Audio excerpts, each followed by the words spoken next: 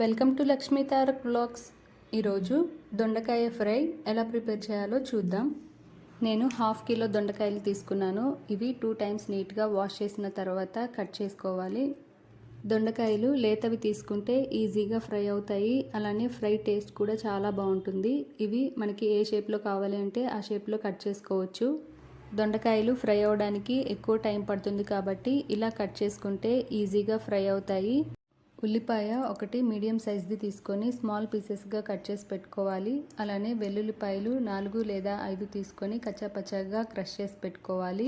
కరివేపాకు ఒక రెమ్మ తీసుకోవాలి. స్టవ్ ఆన్ చేసుకొని కడాయి పెట్టుకొని 3 టేబుల్ స్పూన్స్ ఆయిల్ వేసుకోవాలి. ఆయిల్ హీట్ అయిన తర్వాత 1 టీ స్పూన్ ఆవాలు, 1 టీ స్పూన్ జీలకర్ర, అలానే 1 టీ స్పూన్ పచ్చిశనగపప్పు వేసి ఫ్రై చేసుకోవాలి. ఇవి ఫ్రై అయిన తర్వాత కట్ చేసి పెట్టిన ఉల్లిపాయ, కరివేపాకు, వెల్లుల్లిపాయలు వేసి ఫ్రై చేసుకోవాలి. ఇవి కొంచెం కలర్ చేంజ్ అయ్యేంత వరకు ఫ్రై చేసుకోవాలి. ఉల్లిపాయలు ఫ్రై అయిన తర్వాత కట్ చేసి పెట్టిన దొండకాయలు ఇందులో వేసుకోవాలి.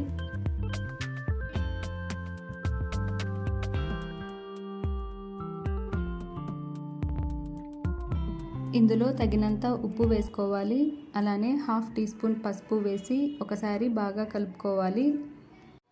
ఇందులో వాటర్ వేయడం లేదు.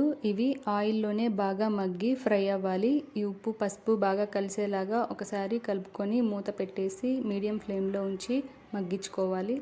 మధ్య మధ్యలో ఒకసారి కలుపుతూ ఉంటే దొండకాయలు ఈవెన్గా ఫ్రై అవుతాయి. అలానే అడుగంటిపోకుండా మాడిపోకుండా ఉంటాయి. చూడండి, దొండకాయలు బాగా మగ్గిపోయాయి.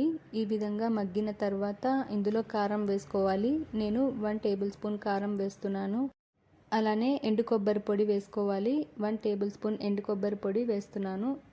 ఇవి దొండకాయ ముక్కలకి పట్టేలాగా ఒకసారి బాగా కలుపుకున్న తర్వాత ఇందులో కట్ చేసి పెట్టుకున్న కొత్తిమీర వేసుకోవాలి. ఇందులో కారం, ఎండు కొబ్బరి పొడి వేసిన తర్వాత మీడియం ఫ్లేమ్లో ఉంచి ఒక 5 మినిట్స్ బాగా కలుపుతూ ఫ్రై చేసుకోవాలి. అప్పుడే దొండకాయ ఫ్రై టేస్ట్ చాలా బాగుంటుంది.